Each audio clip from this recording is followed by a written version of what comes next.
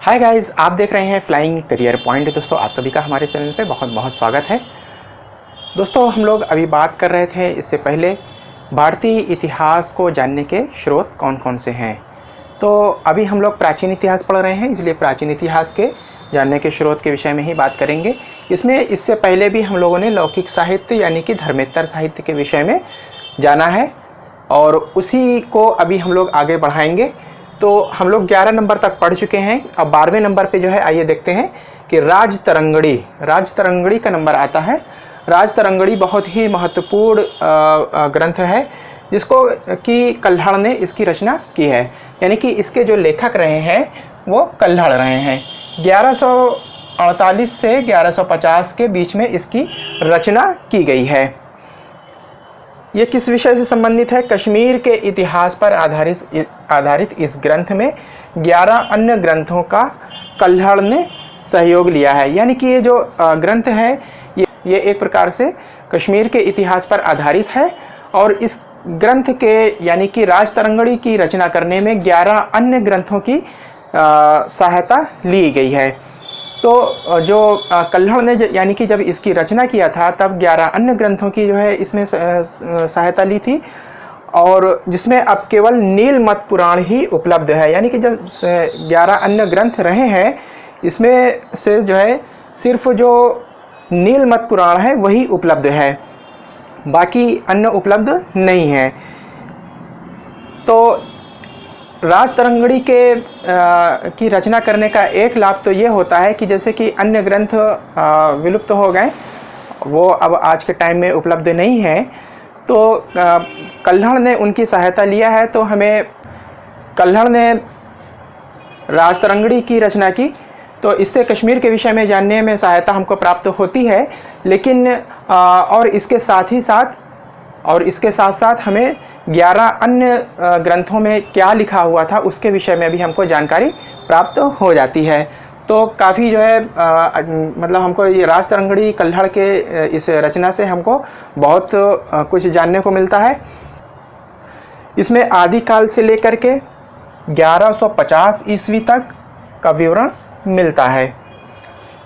संस्कृत साहित्य में इतिहास को क्रमबद्ध रूप में लिखने का यह प्रथम प्रयास था। यानी कि इससे पहले कभी भी इतिहास को क्रमबद्ध रूप में लिखने का भारत में प्रयास नहीं हुआ था। क्रमबद्ध रूप में या भारत में इतिहास को क्रमबद्ध रूप में लिखने का यह प्रथम प्रयास रहा है। लेकिन इस ग्रंथ की रचना संस्कृत साहित्य में हुई है, ये भी आप ध्यान रखिएगा। पूछ लेता है कभी कभी कि इस ग्रंथ की या किस फला ग्रंथ की रचना किस भाषा में हुई है, संस्कृत में हुई है या हिंदी में हुई है या अन्य किसी भाषा में हुई है। तो ये संस्कृत साहित्य में, संस्कृत भाषा में लिखा गया, ये एक प्रकार का संस्कृत साहित्य रहा है। इसमें कश्मीर के प्रत्येक शासक को क्रम से लिखने का प्रयास किया गया, यानी क्रम से इसका विवरण मिलता है। इसके बाद अगला आता है विक्रमांक देव चरित, 13 नंबर। इसमें 11वीं शताब्दी के उत्तरार्ध में इस ग्रंथ की रचना की गई है। 11वीं शताब्दी का उत्तरार्ध यानी कि लास्ट में, जब 11वीं शताब्दी का लास्ट पॉइंट चल रहा था, लास्ट स्टेज चल रहा था, तब इसकी रचना की गई है और इसके लेखक विल्हड़ रहे हैं। ये चीज़ आप लोग याद रखिएगा कि राजतरंगिणी की रचना कल्हड़ के द्वारा की गई है और विक्रमांक देवचरित की रचना विल्हड़ के द्वारा की गई है। इस ग्रंथ से चालुक्य वंश, विशेषकर विक्रमादित्य छठवें के विषय में जानकारी मिलती है। नेक्स्ट है कुमारपाल चरित। कुमारपाल चरित ये ग्रंथ है जिसकी रचना 1089 से 1173 ईस्वी के बीच में हुई है। इसके रचनाकार हेमचंद्र रहे हैं। यह ग्रंथ 20 सर्गों में विभाजित है। ये आप लोग याद रखिएगा कितने सर्गों में है, ये कभी कभी पूछ लेता है कि 20 सर्गों में विभाजित इस ग्रंथ से चालुक्य वंश की जानकारी प्राप्त होती है। प्रथम 12 सर्ग संस्कृत भाषा में तथा अंतिम 8 सर्ग प्राकृत भाषा में लिखे गए हैं। इस ग्रंथ में इस ग्रंथ को दयाश्रय भी कहा जाता है। इसके बाद 15 नंबर आ जाते हैं कीर्ति कौमुदी। कीर्ति कौमुदी के जो रचनाकार हैं वो सोमेश्वर हैं। इससे चालुक्य वंश की जानकारी प्राप्त होती है। किससे? कीर्ति कौमुदी से। 16 नंबर आते हैं मत्त विलास प्रहसन। मत्त विलास प्रहसन ग्रंथ के जो लेखक हैं ये पल्लव नरेश हैं। इनका नाम महेंद्र विक्रम है।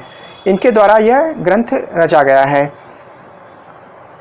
7वीं शताब्दी में यह रचा गया है ग्रंथ और इससे उस समय की सामाजिक और धार्मिक दशा की जानकारी प्राप्त होती है। तो इस तरीके से ये 16 नंबर तक हो गए हैं। इसके बाद अगला नंबर आता है प्रबंध चिंतामणि। प्रबंध चिंतामणि के विषय में देख लेते हैं। रचनाकार इसके मेरुतुंगाचार्य हैं और इसकी रचना 1305 ईस्वी में 1305 इसकी रचना 1305 ईस्वी में हुई है। यह जैन साहित्य का महत्वपूर्ण ग्रंथ है। यह 5 खंडों में लिखा गया ग्रंथ है।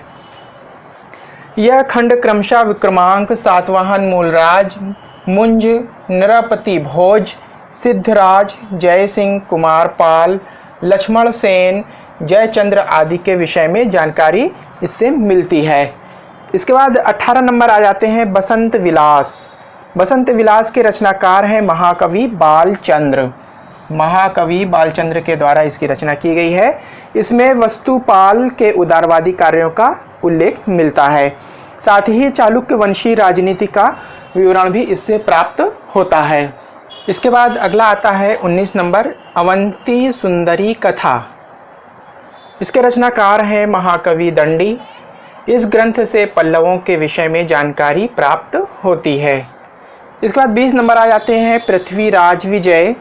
इसकी रचना 1191 से 1193 के मध्य हुई है और रचनाकार कश्मीरी पंडित जैनक रहे हैं। इससे पृथ्वीराज तृतीय के विषय में जानकारी प्राप्त होती है। इसके बाद 21 नंबर आ जाते हैं गौड़वहो। गौड़वहो के रचनाकार हैं वाकपति राज और यह प्राकृत भाषा में रचा गया ग्रंथ है और इससे कन्नौज नरेश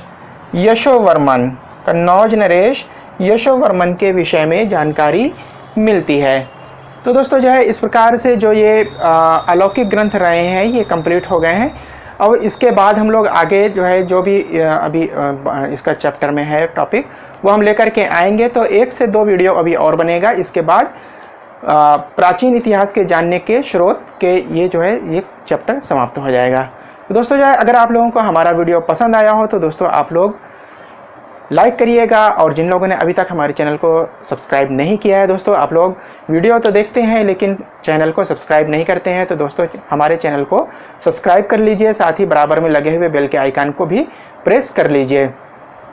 और हमारा वीडियो पसंद आया हो तो आप लोग अपने फेसबुक, इंस्टाग्राम और व्हाट्सएप ग्रुप में आप लोग हमारे वीडियो को शेयर करिएगा। दोस्तों किसी भी प्रकार का कोई कन्फ्यूज़न हो, कोई प्रश्न मन में उठता हो तो आप लोग कमेंट बॉक्स में ज़रूर लिखिएगा। दोस्तों हम अगली वीडियो में जल्दी ही मिलेंगे। Thank you very much. I will meet again soon.